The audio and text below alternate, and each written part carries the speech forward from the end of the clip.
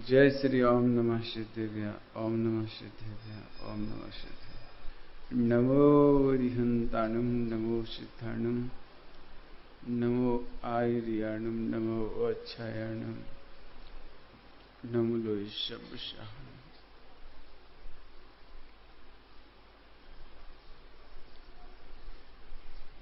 मंगलम भगवान वीरो मंगलम गौतमौगणी मंगलम कुंद कुंदार्यो जैन धर्मोस्तु मंगलम सर्वमंगल मांगल्यम सर्वकल्याणकारकम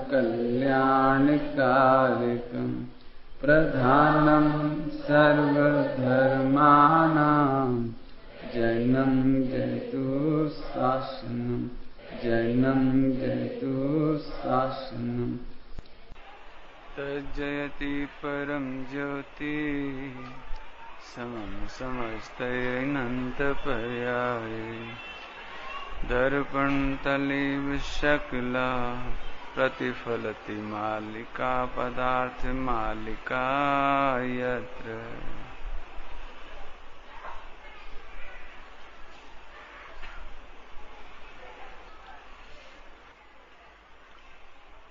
बहुत दिनों से मन था कि 5 पाप की चर्चा की जाए। शायद भरी सभा में 5 पाप की चर्चा कभी की नहीं है, पहली बार ही कर रहा हूं। बच्चों की पाठशाला में तो ये विषय चलाया है और 6 डाला के आधार से भी थोड़ी चर्चा की है, 6 डाला जब पढ़ाई है। आज हम पुरुषार्थ सिद्धि उपाधि के आधार से और भी जहां जहां मैंने स्टडी की है, समय सारजी आदि में, 6 डाला जी में, उन सबको संग्रहित करके 5 पाप की चर्चा करेंगे। इससे पहले कि ये बच्चे थोड़े शांत हो जाएं और हम विषय शुरू करें, एक भक्ति आचार्य परमेष्टि की करते हैं, तब तक ये बच्चे सेट हो जाएंगे। कोई बात नहीं, बच्चे सेट हो जाएंगे। एक छोटी सी भक्ति है, बढ़िया, सभी लोग करेंगे मिलकर के। छोटे बच्चे थे तो उनसे तो नहीं करा सकते थे, लेकिन बड़े लोगों से करा सकते हैं। लिखी उन्हीं के लिए है। आप देखेंगे मोक्ष मार्ग प्रकाशक की आचार्य परमेष्टि की पूरी परिभाषा इस गीत में किस तरह से आई। जो लोग पढ़ रहे होंगे बीत रात बाल वो 3 वगैरह पंच परमेष्टि का पाठ है, तो वो परिभाषा पूरी इसमें आती है, वो देखिए। मोक्ष मार्ग में आचार्य गुरुवर कैसे होते हैं, वो कैसे होते हैं। मोक्ष मार्ग में आचार्य गुरुवर कैसे होते हैं, वो कैसे होते हैं। ये बालक ने प्रश्न पूछा है टीचर को। मोक्ष मार्ग में आचार्य गुरुवर कैसे होते हैं, वो कैसे होते हैं। मोक्ष मार्ग में आचार्य गुरुवर कैसे होते हैं, वो कैसे होते हैं। तो टीचर ने जवाब दिया, 36 गुणों से शोभित गुरुवर पूज्य होते हैं, आचार्य होते हैं। 36 गुणों से शोभित गुरुवर पूज्य होते हैं, आचार्य होते हैं। याद हो गया कैसे होते हैं आचार्य? 36 गुणों से शोभित। दीक्षा वांछक जीवों को जो दीक्षा देते हैं, दीक्षा वांछक जीवों को जो दीक्षा देते हैं। कैसी बढ़िया लगती है। दीक्षा वांछक जीवों को जो दीक्षा देते हैं, दीक्षा वांछक जीवों को जो दीक्षा देते हैं। जिनके अनुशासन में ही साधु रहते हैं, जिनके अनुशासन में ही साधु रहते हैं, जिनके अनुशासन में ही साधु रहते हैं, जिनके अनुशासन में ही साधु रहते हैं। अगली पंक्ति कितनी जोरदार है।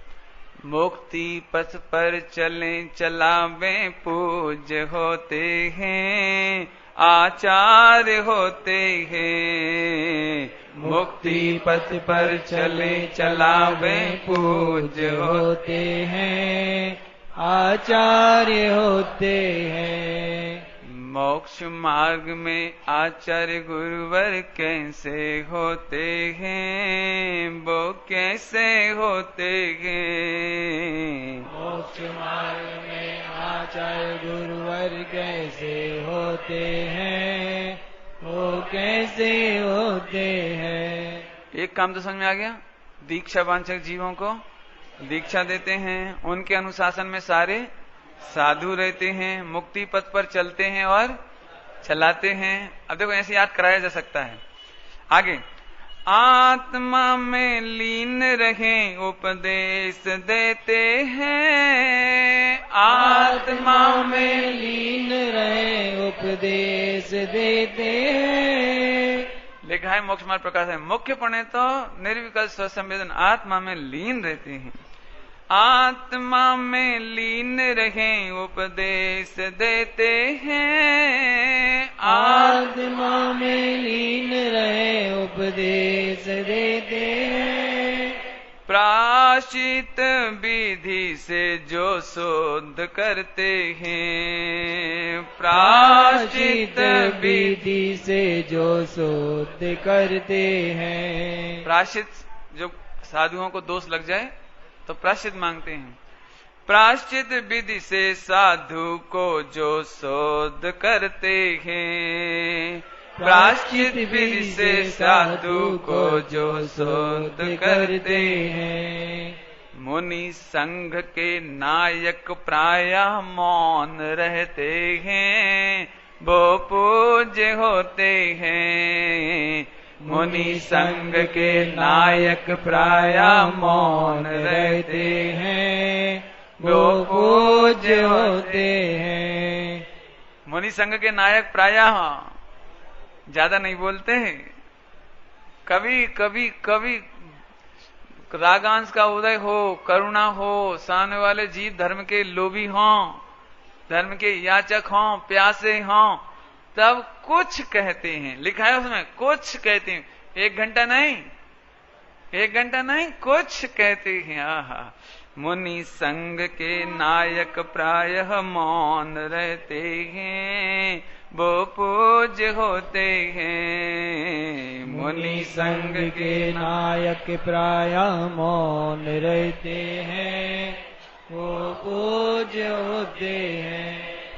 मोक्ष मार्ग में आचार्य गुरुवर कैसे होते हैं, वो कैसे होते हैं। मोक्ष मार्ग में आचार्य गुरुवर कैसे होते हैं, वो कैसे होते हैं। 36 गुणों से शोभित मुनिवर पूज्य होते हैं, आचार्य होते हैं। 36 गुणों से शोभित मुनिवर पूज्य होते हैं, आचार्य होते हैं। अब 5 पाप का पाठ ले रहे हैं। सबसे पहले तो पाप किसे कहते हैं मालूम है? पाप किसे कहते हैं बच्चों को मालूम बेटे? Very good. दुख का कारण बुरा कार्य ही पाप है। ध्यान से सुनेंगे भैया, बच्चों की परिभाषा नहीं समझना, इसको बहुत बड़ी परिभाषा है। दुख का कारण बुरा कार्य ही पाप है। दुख का कारण बुरा कार्य ही पाप है। याद हो गया होगा सबको? ध्यान से सुनेंगे। जो दुखी हैं वे पापी हैं।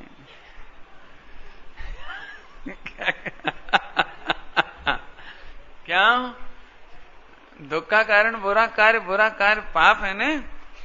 तो जो दुखी अनुभव कर रहे हैं इसका मतलब वे बुरा काम करते हैं। अरे रे तू परमेश्वर है, तू प्रभु है, तू प्रसन्न रहना सीख। प्रसन्न रहना धर्म है, दुखी होना पाप है। जो दुखी हैं वे पापी हैं। दुख का लक्षण पाप है, पाप का लक्षण दुख है। बड़ी जल्दी बहुत गरिष्ठ बात कह गए हम। जो व्यक्ति कहते हैं पंडित जी हम दुखी हैं, जो व्यक्ति ये कहते हैं हम दुखी हैं, इसका मतलब जितने लोग कंप्लेंट करते हैं हम बड़े दुखी हैं, हम बड़े दुखी हैं, क्या करें पंडित जी, क्या करें पंडित जी, बहुत दुखी हैं। बड़े दुखी माने बड़े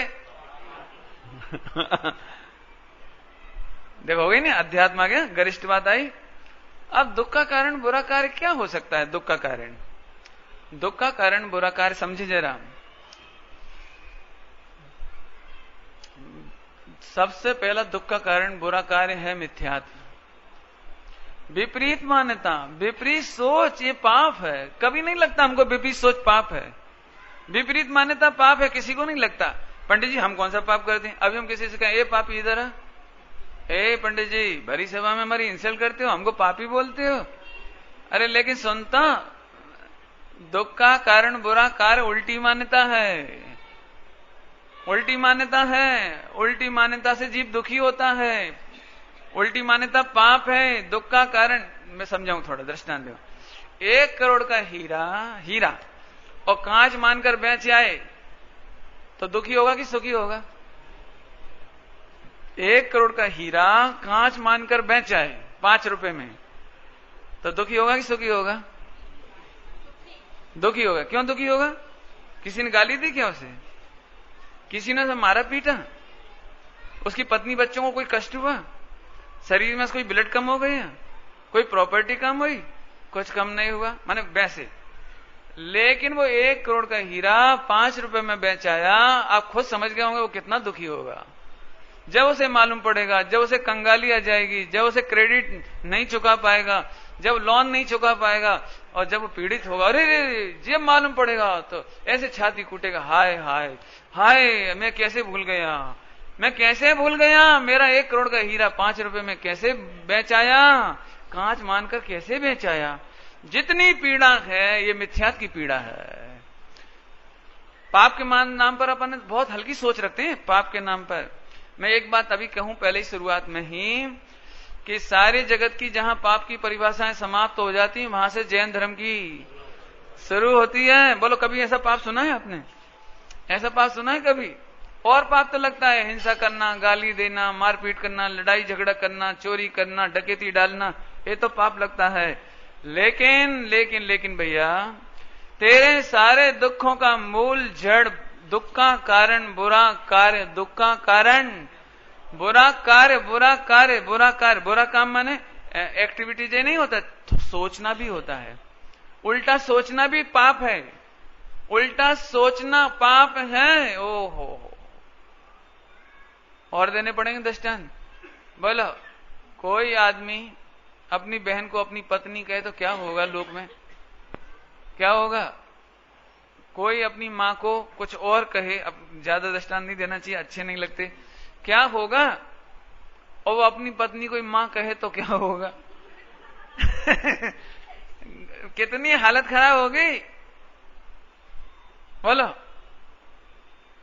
रेलगाड़ी में जाती है, रेलगाड़ी में तो बराबरी की कोई कुंवारी बहन होई और उसको आप भाभी कह के देखो, कुंवारी बहन को, लड़की को, और आप भाभी या माता जी कह के बोलो, जरा मालूम पड़ेगी क्या होगा। माने आप बताना दुख का कारण क्या हुआ इधर? उल्टा विचार। आप समझ गए दृष्टांत? उल्टा विचार। आहा, ऐसे ही अनादिकाल से जीव, एक समय भी इसने पाप नहीं रोका, एक समय भी पाप नहीं छोड़ा। थोड़ा और कहूं, समो शरण में जाकर के भी इसने ये पाप नहीं छोड़ा। मंदिर में पूजा पाठ करता है, पूजा पाठ, जय जय नाथ परम गुरु हो, तब भी इसने ये पाप नहीं छोड़ा। कौन सा? मिथ्या ओहो दुख का कारण बुरा कार्य ही पाप है। जैसे वो आदमी हीरा को कांच मानकर बेच दे तो बहुत दुखी होगा। उल्टा करो, थोड़ा उल्टा करो, कोई कांच को हीरा बनाकर बेचे तो अब तो फायदे में रहेगा कि नहीं? 5 रुपए का कांच और 1 करोड़ का हीरा कह के बेचने जाए तो सुखी रहेगा कि नहीं रहेगा? तो सुखी रहेगा कि नहीं रहेगा? 5 रुपए का कांच और 1 करोड़ का हीरा बोलकर बेचने जाएगा तो 420 में पकड़ा जाएगा, पुलिस आएगी, अरेस्ट करेगी, डंडा पड़ेंगे, मुकदमा चलेगा, जेल में जाएगा, इंसल्ट होएगी। फायदा कितना होगा? 5 रुपए का हीरा तो कम से कम बिक गया 1 करोड़ में कि नहीं बिका? बिका कि नहीं बिका? 5 रुपए का कांच 1 करोड़ के हीरा जैसा बिका का बिका नहीं, जेल की जेल हो गई, पिटाई की पिटाई हो गई, इंसल्ट हो गई, बहुत कुछ हो गया। अब जितनी परेशानी होगी वो अपनी पत्नी का सुख नहीं देख सकता, बच्चों का सुख नहीं देख सकता, माता पिता का सुख नहीं देख सकता, पिकनिक का सुख नहीं देख सकता, अपनी घर की गाड़ी बंगला का सुख नहीं देख सकता, अपने गोल्डन ऑर्नामेंट्स का सुख नहीं देख सकता, मनपसंद कपड़े नहीं पहन सकता, खा पी नहीं सकता 10-20 साल जितनी भी जेल होगी। 5 रुपए का कांच 1 करोड़ में बिका का बिका नहीं, बिका का बिका नहीं, और 10-20 साल की 420 की सजा हो गई सो अलग, पिटाई हुई सो अलग, और रोज वो जेलर गालियां देते हैं वहां, रोज तकलीफ देते हैं वो अलग। समझ में आया? काय की तकलीफ है बता सकते हो? काय की तकलीफ है? ये मिथ्यात्व की तकलीफ है। तूने इस शरीर को आत्मा माना, आत्मा का आत्मा नहीं बना। इस शरीर को आत्मा माना, एक तो वह आत्मा का आत्मा नहीं बना, शरीर का सुख तुझे मिला तक नहीं, ऊपर से 84 की जेल भोगी, 8 कर्मों की दंड भोगा, 84 की जेल भोगी। इसका नाम है मिथ्यात्व। हो। लोगों से अभी कहो भैया मिथ्या छोड़ दो, मिथ्या छोड़ दो, तो अकड़ के बोलते हैं मिथ्यात्व में इसमें कौन सा पाप होता है, ये कौन सा पाप है? तो इसलिए मैंने आपको 2 दृष्टांत दिए। विश्व में मिथ्या से बड़ा कोई पाप नहीं है, उल्टी मान्यता से बड़ा कोई पाप नहीं है। पंडित जी ये तो आपने एक आध दृष्टांत बना दिया, दृष्टांत तो बहुत बनाए जा सकते हैं। बूरा देखा, बूरा शक्कर का बूरा बनाते हैं, शक्कर का बूरा बनाते हैं, और शक्कर का जब बूरा बनता है ना तो नमक जैसा ही लगता है, नमक जैसा। तो नमक भी पिसा हुआ रखा था और शक्कर भी वो बूरा बनकर रखा हुआ था। तो अभी दोनों एक जैसे ही लगते हैं, दोनों का वजन एक सा है, दोनों का आकार एक सा है, दोनों में बस एक गुण का डिफरेंस है, बाकी सब गुण भी एक से हैं। केवल एक गुण डिफर है बस, बाकी तो 99.99% गुण सेम है। तो फिर क्या करें कि गलती से हमने पूरे इंडिया का भोजन किया, पूरे इंडिया ज्यादा तो नहीं हो जाएगा, पूरे इंडिया का भोजन बनाया और उसमें पूरे इंडिया का मिल्क इकट्ठा किया, दूध इकट्ठा किया, बस एक गलती कर गए जल्दी जल्दी में कि दूध की बजाय वो शक्कर की स्थान पर नमक डाल दिया, तो सारे इंडिया में कितना सम्मान मिलेगा हमको? और खीर कितने लोग खाएंगे? बोलो क्या होगा? अब जो कुछ हुआ, मैंने 100 रुपए किलो का तो चावल डलवाया था, तो कितना डाला होगा? 2-4 टन, हालांकि टन भी कम कह रहा हूं, इंडिया का भोजन है और कितना मिल्क खराब हो गया, और कितनी केसर डाली थी, किशमिश डाली थी, मुनक्का डाली थी, वो क्या क्या और बादाम पिस्ता डाला था। बोलो सबका क्या हुआ? एक गलती में मेरे पूरा इतना मिल्क, इतना चावल, राइस सब बेकार चला गया, और सारी दुनिया ने बोली इंसल्ट हुई। एक मिथ्यात्व की सजा है। ऐसे ही तू अपने परमेश्वर को परमेश्वर नहीं देखता, ये विश्व में सबसे बड़ा पाप है। ये पाप तुमने कभी नहीं छोड़ा, अरे अपने गायक को नहीं पहचाना, इससे ये तुमने सबसे बड़ा पाप किया। इससे बड़ा कोई पाप विश्व में है ही नहीं। आत्मा को सुखी होने के लिए पर पदार्थ की जरूरत नहीं है, पर पदार्थ की जरूरत नहीं है, और 3 लोक में कोई पर पदार्थ में ऐसी ताकत नहीं है जो तुझे दुखी करे। वर्ल्ड में ऐसी कोई चीज नहीं जो तुझे दुखी कर सके, और वर्ल्ड में कोई ऐसी चीज नहीं जो तुझे सुखी कर सके। लेकिन मिथ्या मान्यता के बस होकर ये जीव 5 पाप करता है। 5 पाप का जन्म समझ में आया? 5 पाप का जन्म कहां से हुआ? यदि मैं जल्दी से कहूं, जल्दी से जल्दी से कहो। हिंसा, झूठ, चोरी, कुशील, परिग्रह, 5 है ना। तो अब देखो, आपने पर में सुख माना, जिस चीज में सुख माने उसके लिए हिंसा करने तैयार है, पैसे के लिए मरने मारने तैयार है, लूटने तैयार है, गोली मारने तैयार है, तस्कर बनने तैयार है, मरने मारने तैयार है पैसे के लिए। बाप बड़ा ना भैया मरने मारने तैयार। देखो हिंसा हो गई, देखा होगा हिंसा का तांडव। तो अभी मैं और बोलूंगा, अभी शुरू हुआ है अभी तो। हिंसा, झूठ बोलने तैयार है, पैसा कमाने के लिए झूठ बोलने तैयार। पैसा में सुख बुद्धि होए तो नंबर 2 कर ले बे, मिलावट कर दे बे, ऐसे बोले कि भैया आप तो अपने ही हो हम तो घर के रेट से दे रहे हैं।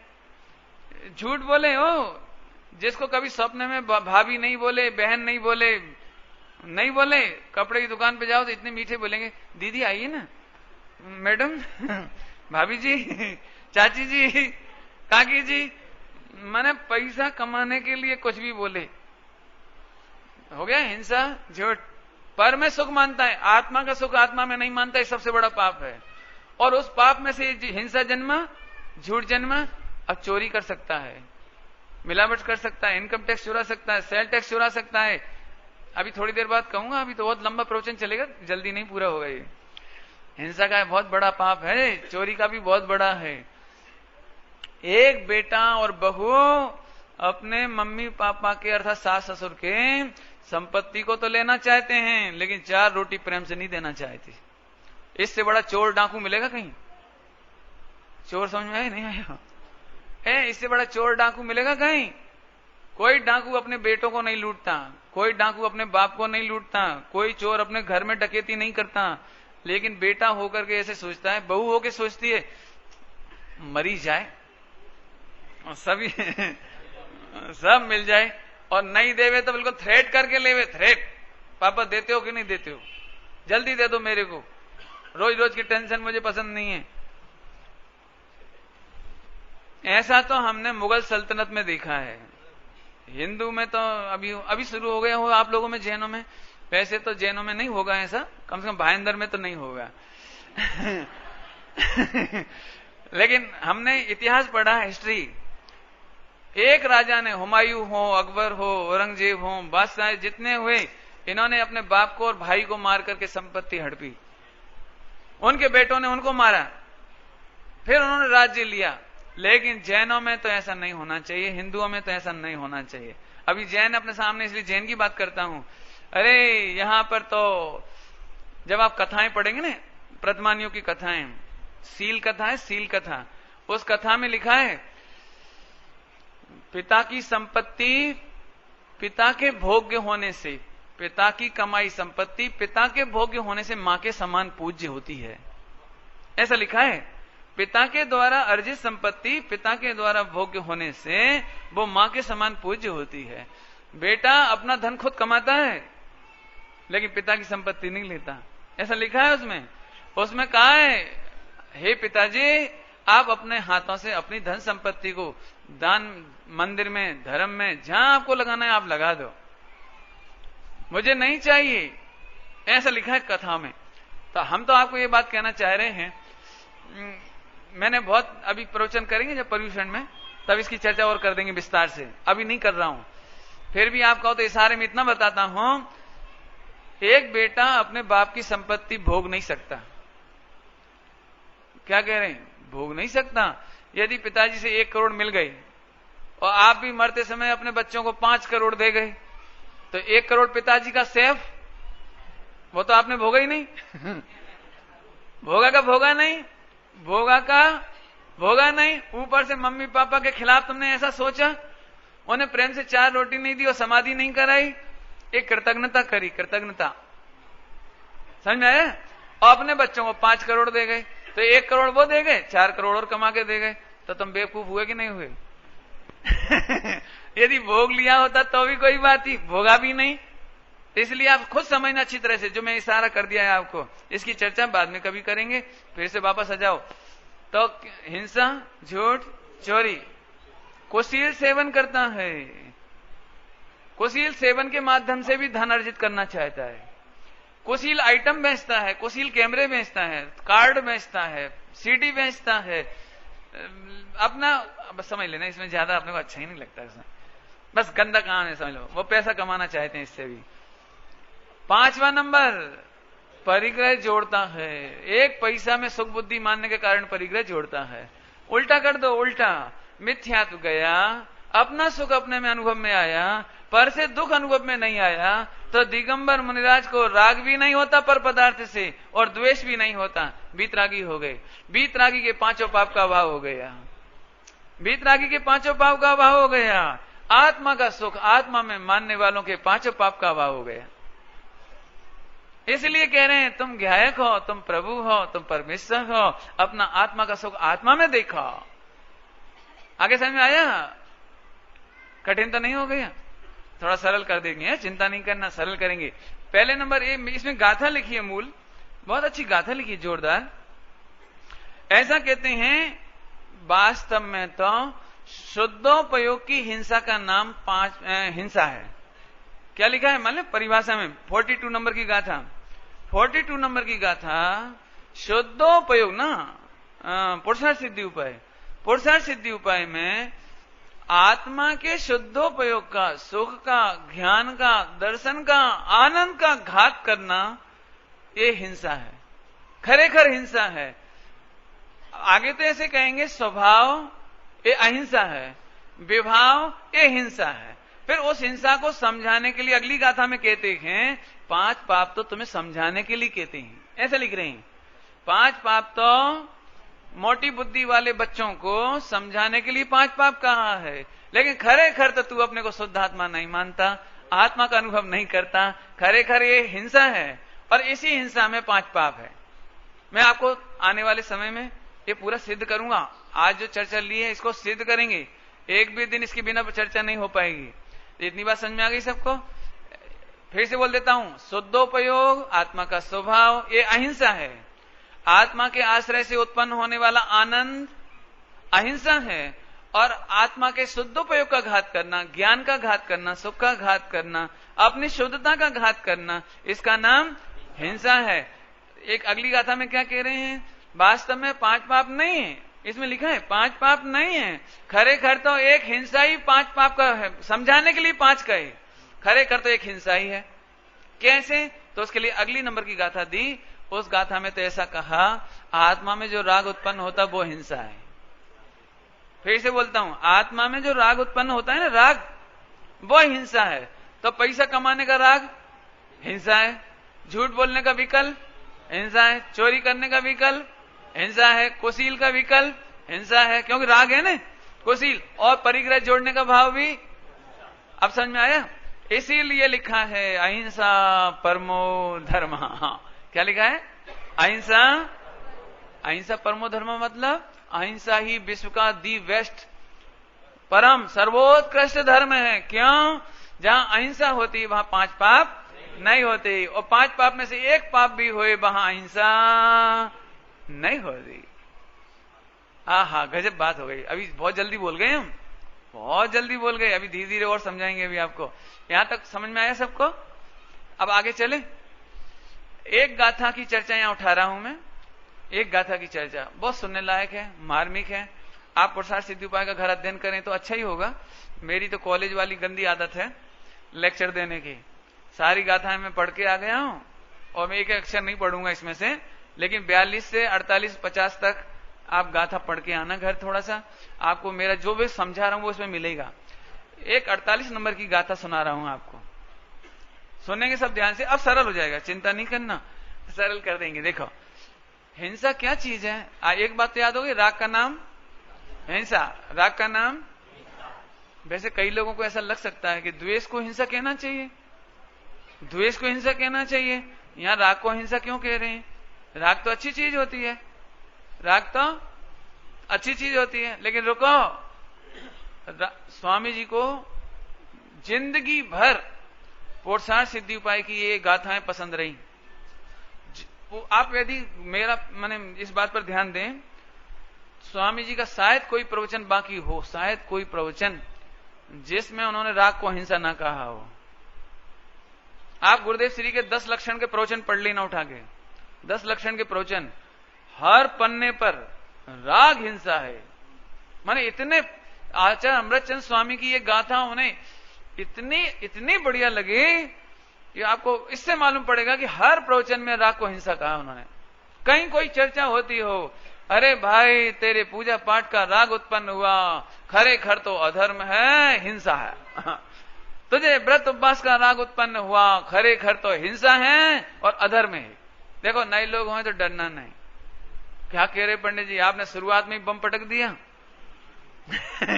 पूजा पाठ का भाव अधर्म है, हिंसा है, और व्रत उपवास का राग हिंसा है। कि सुन, जब हम व्रत पूजा पाठ के भाव को अधर्म कहते होंगे, पूजा पाठ के राग को विकल्प को भी हिंसा कहते होंगे, तो तेरे टेलीविजन का क्या होता होगा? तो वो तेरे स्त्री पुत्रादि व्यापार धंधा लड़ाई झगड़ा नंबर 2 नंबर 4, उसको तो हम फूटी आंख नहीं देखेंगे। समझ में आया कि नहीं आया? जब नहीं आया नहीं समझ में, देखो समझाता हूं। अपन मार्केट में कपड़ा खरीदने गए और दी बेस्ट कपड़ा बताया उसने, उसके हिसाब से अच्छा कपड़ा दिखाया, और हमने कहा पसंद नहीं आया। जब अच्छी कपड़ा पसंद नहीं आया तो ब्लैक दिखाएगा, गंदा दिखाएगा, क्यों? खराब दिखाएगा। अरे जब अच्छा ही कपड़ा पसंद नहीं आया तो खराब की तो बात ही नहीं है। अरे फिर से सुनो, फिर से ही, सारे विश्व की हिंसा जहां समाप्त हो जाती है, वहां से जैन धर्म की हिंसा प्रारंभ होती है। जगत में कोई नहीं कहता पूजा पाठ को हिंसा, जगत में कोई नहीं कहता स्त्री पुत्रादि के राग को हिंसा नहीं कहते, जगत में कोई पैसे के राग को हिंसा नहीं कहता, जगत में कोई शरीर के राग को हिंसा नहीं कहता। जहां उनकी हिंसा खत्म हो जाती है पूरी, वहां से हम कहते हैं राग का नाम हिंसा है। समझना? नहीं समझ में आए तो लौट के जाना नहीं, नाराज नहीं होना, पूछे बिना जाना नहीं, क्योंकि ये आपकी ड्यूटी है। क्या तो मुझे सुधार दो, क्या खुद सुधर जाओ। हाँ, हम तो आपको दिखा रहे हैं ना, ग्रंथ दिखा रहे हैं आपको, और सिद्ध करेंगे। बोलो भैया, राम और रावण में द्वेष के कारण हिंसा हुई कि राग के कारण हिंसा हुई? रावण को भी सीता से राग था, इसलिए लड़ा। यदि सीता से द्वेष होता तो घृणा करके निकाल देता, निकल जा, निकड़ी जा। लेकिन उसको द्वेष नहीं था, रावण को सीता से राग था। भले उसके घर में 18,000 थी, कितनी थी? 16,000 18,000, गिन लेना आप जाके, मैंने गिनी नहीं है। मैंने उसके घर में इतनी थी, लेकिन उसको सीता से राग था। इसके चक्कर में वो 18,000 छोड़ बैठा, और इसके चक्कर में सारा सुख छोड़ दिया। और इधर रामचंद्र जी भी कह रहे थे, यदि उनको भी सीता अच्छी न लगती, उनके घर में भी 16,000 थी, कम नहीं थी, 8,000 थी, सॉरी 8,000 थी, तो उनके यहाँ भी 8,000 थी, लेकिन उन्हें भी सीता ही पसंद थी। तो उन्होंने कहा नहीं, चाहे कुछ हो जाए, सीता तो हम लेके रहेंगे। यदि सीता से नफरत होती तो मरने दो, क्रमबद्ध पर्याय है। अपना पाप पुण्य खुद भोगो, हमें नहीं मालूम, स्वयं किए जो कर्म सवासव, फल निश्चयी वे देते हैं, करें आप फल दे, यानी तो स्वयं किए अपने कर्म सिवाय जीव को। अब हम क्या करें? सीता के कर्म सिवाय जीव को हम तो कुछ देते नहीं। भैया कौन संगी पंचेंद्री को मारे, कौन लड़ाई झगड़ा करे, कौन 1 लाख पूछ 1.25 लाख नाती मारे, इतनी हिंसा, नमोरी हंताणम, अपन तो नहीं करेंगे। एक सीता जाए तो जाने दे, और उसका गुड लक होगा तो अपने आप आ जाएगी, नहीं आ जाएगी। कई लोग पूछते हैं ना क्रमबद्ध पर्याय, समझ लेना भैया, योग्य पुरुषार्थ पूर्वक क्रमबद्ध पर्याय होती है। बुद्धि पूर्वक कर्तव्य होता है, तब क्रमबद्ध भवितव्य होता है। समझ में गए सब लोग? बहुत लोग पूछते हैं मेरे को, इसका मैंने बहुत अच्छे से वहां चलाया था बस्त्रापुर में, 1 घंटा चलाया था, लेकिन अभी इधर नहीं चला रहे इतना, लेकिन आप इतने में समझ लो, बुद्धि पूर्वक कर्तव्य करते हैं, उनके क्रमबद्ध में भवितव्य होता है। बराबर समझ में आया कि नहीं आया?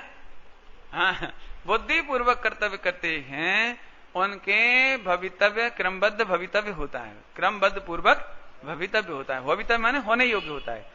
अब क्रमबद्ध में कर्तव्य क्या होता है?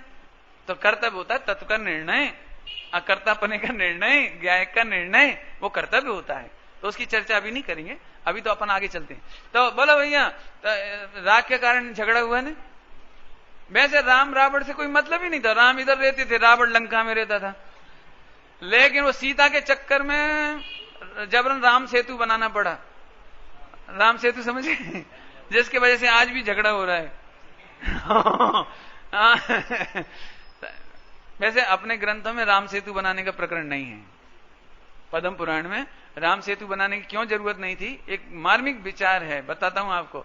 जब ये राम सेतु का प्रकरण चला ना, तो मुझे भी बड़ा गड़बड़ लगी। तो मैंने पुराण खोल के देखा कि अपने यहां क्या लिखा है।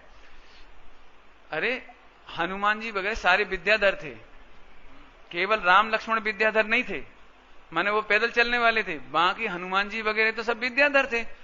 तो बता ना, ये सारी सेना को वहां ले जाने की जरूरत कहां पड़ती, वो बनाने की कहां जरूरत पड़ती, वो सेतु, वो तो सारे विद्याधर थे।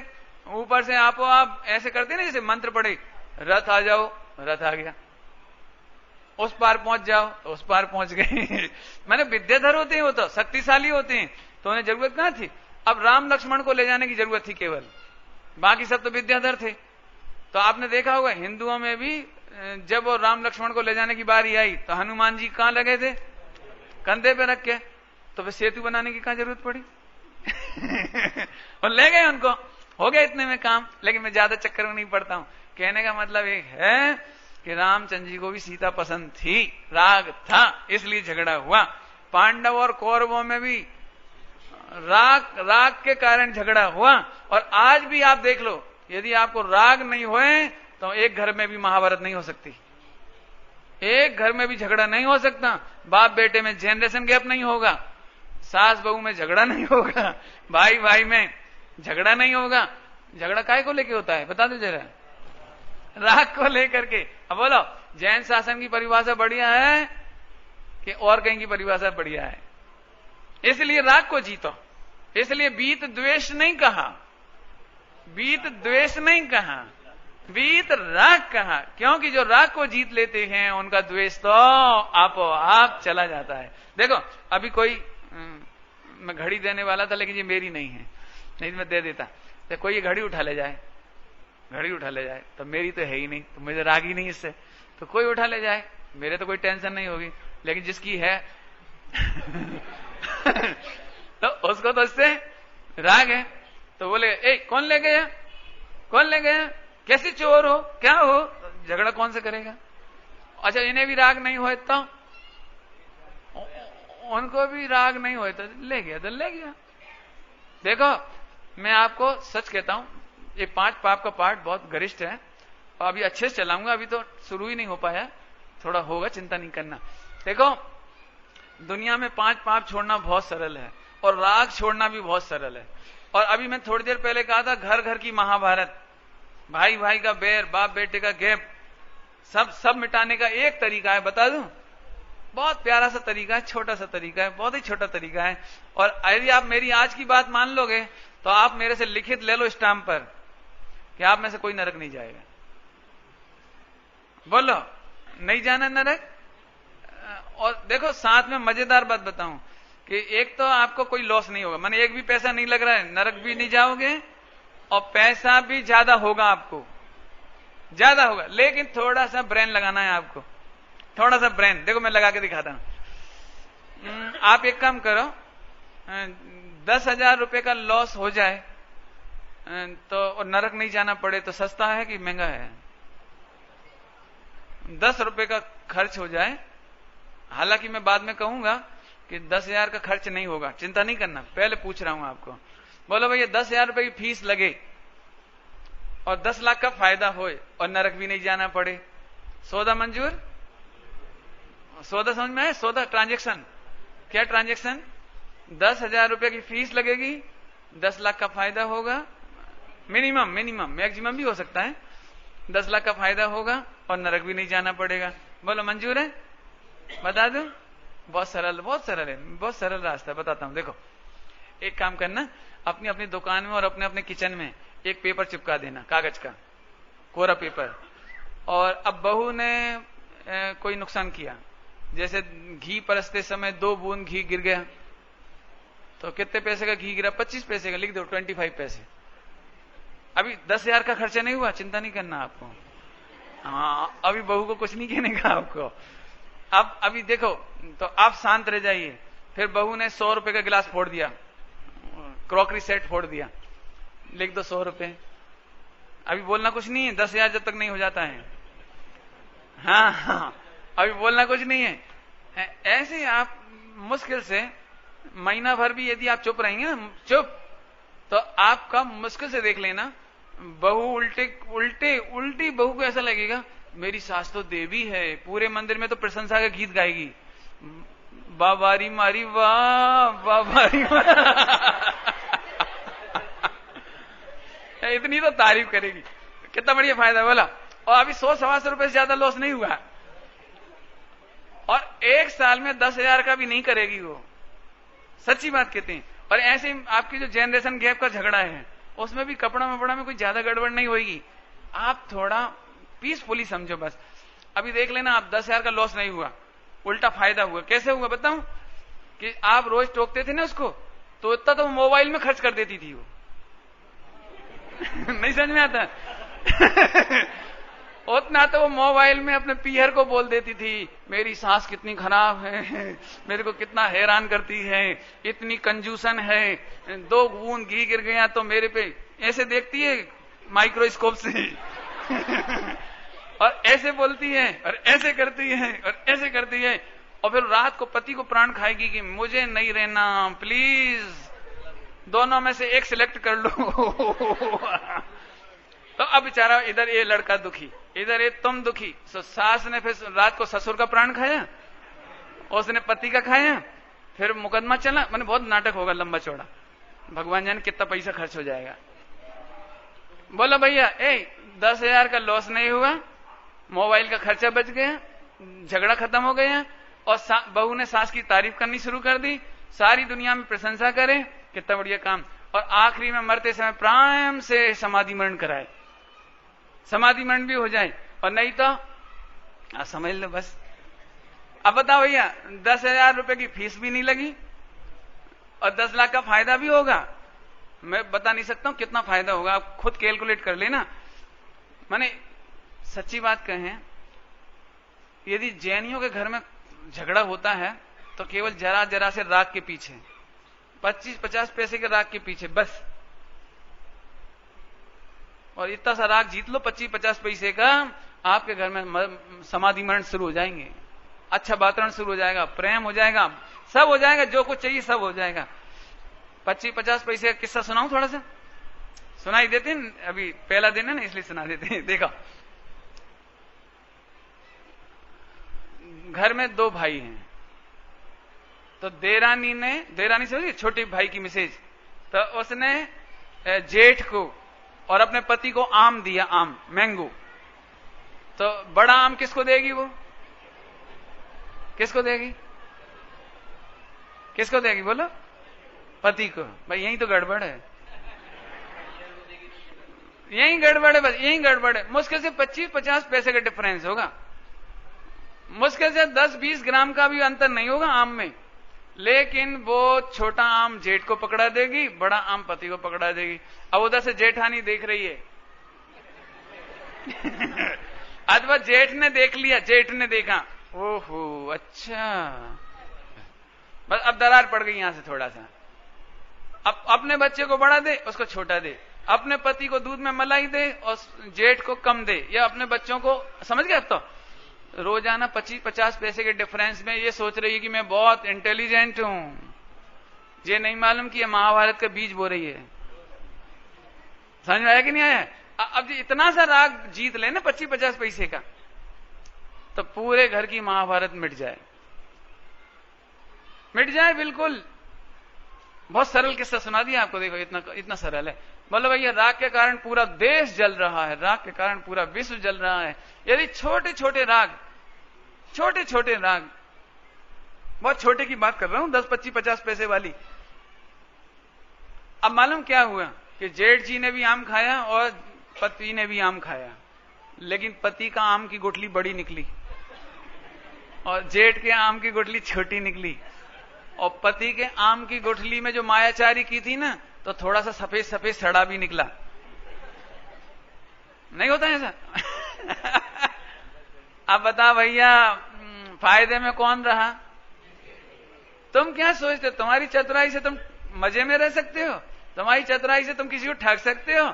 सामने वाले का पुण्य का उदय हो तुम ठग नहीं सकते। लेकिन तेरी अपनी चतुराई के चक्कर में मायाचारी से तूने स्त्री का बंद कर रखा। अब स्त्री पर्याय में फिर जाना पड़ेगा, और स्त्री पर्याय में भी तूने इतना पुण्य नहीं किया तो मनुष्य गति की स्त्री नहीं बनेगी, मिसेज डॉग बनेगी। मिसेज डॉग समझ गए? नहीं समझ में? मिसेज डॉग नहीं समझती?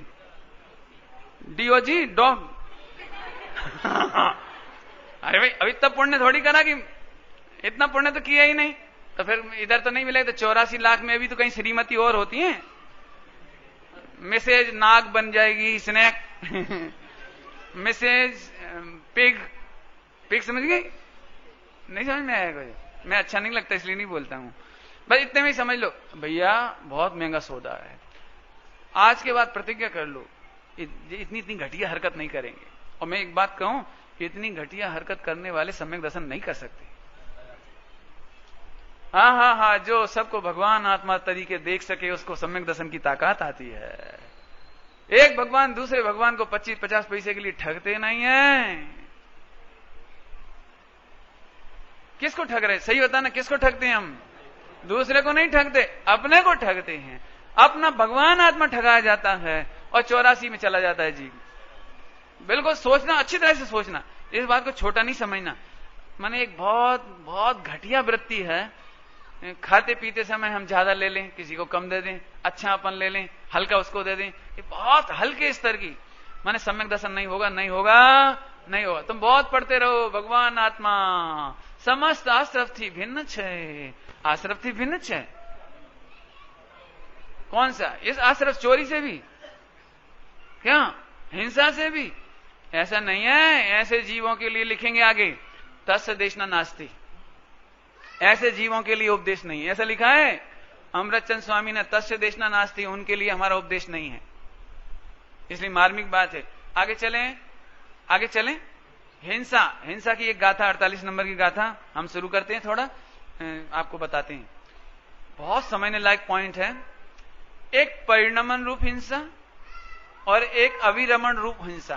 बोला, दो बोले हमने, बोलो।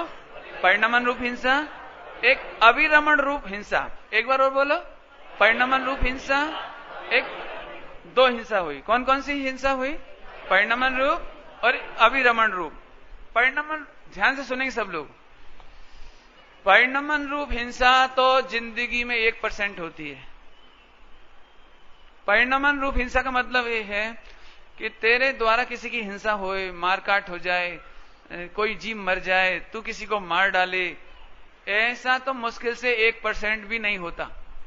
1% भी कम, मैंने कह रहा हूं, मैं तो बहुत ज्यादा कह रहा हूं।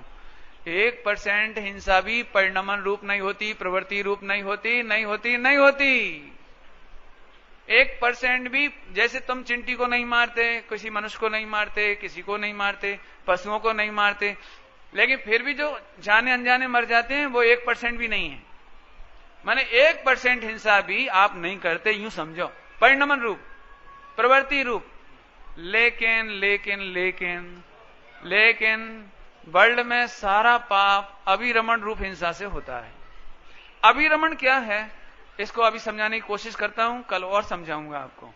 इसमें बहुत माल है अविरमण में। अविरमण माने, लेकिन तू हिंसा के प्रति विरक्त नहीं है। अविरमण का मतलब तू हिंसा से विरक्त नहीं है।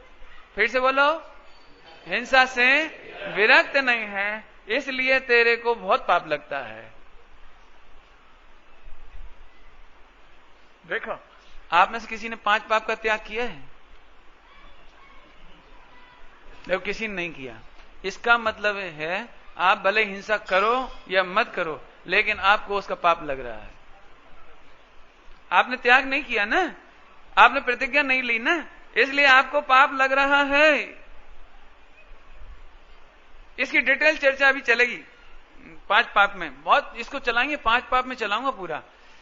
देखो मैं बताता हूं आपको, आप हिंसा नहीं करते देखना जरा, लेकिन टेलीविजन में हिंसा के दृश्य देखकर आपको जो मजा आता है, आप विरक्त नहीं हैं, हिंसा से विरक्त नहीं हैं, आपको हिंसा का पूरा पाप लग रहा है, पूरा पाप लग रहा है। यदि आप युद्ध का दृश्य देख रहे हैं, लड़ाई झगड़े का दृश्य देख रहे हैं, मारने सताने का दृश्य देख रहे हैं और आप प्रसन्न हो रहे हैं, आपने त्याग नहीं किया है, आपको हिंसा का पूरा पाप लग रहा है।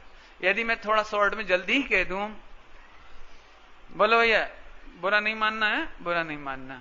परिस्थिति सेवन का त्याग कौन कौन के हैं? हाथ तो खड़ा करो। अब कितना मुश्किल है, देखो परिस्थिति सेवन का त्याग। अब आज तक अपन ने बुद्धिपूर्वक परिस्थिति सेवन का त्याग नहीं किया। तो एक जगह मैंने पूछा, आपने परिस्थिति सेवन का त्याग किया है? मैं बहनों से पूछूं, आपने पर पुरुष सेवन का त्याग किया है? तो कोई ने नहीं किया मानो। तो मैं उत्तर बताता हूं, बहुत बहुत बहुत पीड़ा देगा ऐसा उत्तर दे रहा हूं। यदि कोई कहे कि मैंने पर पुरुष का त्याग और पर स्त्री का त्याग किया हुआ है, वेश्या सेवन का त्याग किया हुआ है, तो मेरा सीधा प्रश्न ये होगा कि टेलीविजन के पर्दे पर जो देखते हो वो अपनी पत्नी देखते हो कि बच्ची देखते हो कि मां देखते हो? मैं नहीं कहता हूं, लिखा है सर्वशुद्ध ज्ञान अधिकार में लिखी है बात। आप कहोगे तो पढ़ के सुना दूंगा मैं आपको। यही सब ये बात वहां कैसे लिखी होगी? अरे वहां फार्मूले में लिखी है, फार्मूला लिखा है, काया से कृत कारित अनुमोदना, मन से कृत कारित अनुमोदना और वचन से कृत कारित अनुमोदना। हम आपसे पूछ रहे, टेलीविजन पर जब आपने ये दृश्य देखा, वो परिस्त्री है कि नहीं, वो वेश्या है कि नहीं, तो आपने उसको मां बहन बेटी देख करके देखा? कैसे देखा आपने? वहां जो पर पुरुषों के गंदे दृश्य दिखाए जा रहे हैं, पर पुरुषों के वो व्यभिचार के दृश्य दिखाए जा रहे हैं, वो माता बहनों ने क्या मान के देखा? आज सही बताऊं, ये उसी पाप का फल है कि 99% न्यू जनरेशन के डाइवोर्स होने के कगार पे खड़े हैं। पति पत्नी संतुष्ट नहीं है। क्यों नहीं है संतुष्ट शादी के बाद? क्योंकि उसने उन पर पुरुषों के इतने दृश्य देखे हैं, इतनी इमेज की है कि उसको अब संतोष नहीं मिलता। उसको लगता है मेरा पति तो ऐसा होना चाहिए, ऐसे खिलाने वाला होना चाहिए, होटल ले जाने वाला होना चाहिए और 5 माला से कूदने वाला होना चाहिए, और वो 150-200 की रफ्तार से क्या करते हैं, हमने क्या बोलते हैं वो, यानी क्या करते हैं वो, बाइक से कूद जाते नहीं 10 उधर, ऐसे कोई क्या कहलाता है, कुछ करते हैं पता नहीं हमें। अब उसको ऐसा चाहिए, और नहीं तो इसको लगता है क्या ढीला ढाला डल्लू है मैंने कुछ दम ही नहीं है। माने आप कल्पना नहीं कर सकते। आप टेलीविजन देखने माथे से कुशील का इतना पाप लग रहा है, उसके फल में कोई संतुष्ट नहीं। हम तो, आपको लगता होगा हम तो एंटरटेनमेंट करते हैं, बिल्कुल झूठी बात। आपको सच कहूं, यदि पूरा टाइम मिलेगा ना कभी, तो मैं आपको केवल 1 घंटा टेलीविजन की रिएक्शन बताऊंगा। रिएक्शन, एक एक आदमी भयंकर तरसता है, भयंकर। ये छोटे छोटे बच्चे आपको हैरान करते हैं, पापा ये वाला नहीं, वो टूथपेस्ट, वो टूथपेस्ट। माने अब बच्चे को इससे कोई मतलब नहीं है कि उस टूथपेस्ट में अच्छा है कि बुरा है, और पापा की पॉकेट में कितनी मनी है, नहीं है, इससे कोई मतलब नहीं। पापा आप कितने कंजूस हैं, मेरा फ्रेंड तो जाने कौन सा करता है, पता नहीं, हमें मालूम नहीं। और पापा अपने घर में फरारी कब आएगी? फरारी होती कौन सी कार होती है? हाँ, वो कार कब आएगी पापा? ये मारुति तो बहुत बैकवर्ड है, मेरे फ्रेंड सर्किल तो देखो सब एक से एक कार में आते हैं। पापा बस, अब पापा के प्राण सूख रहे हैं, बच्चे का क्या करे वो। पापा वो रेड फ्रीज नया वाला, और पापा आई एम कंप्लेन बॉय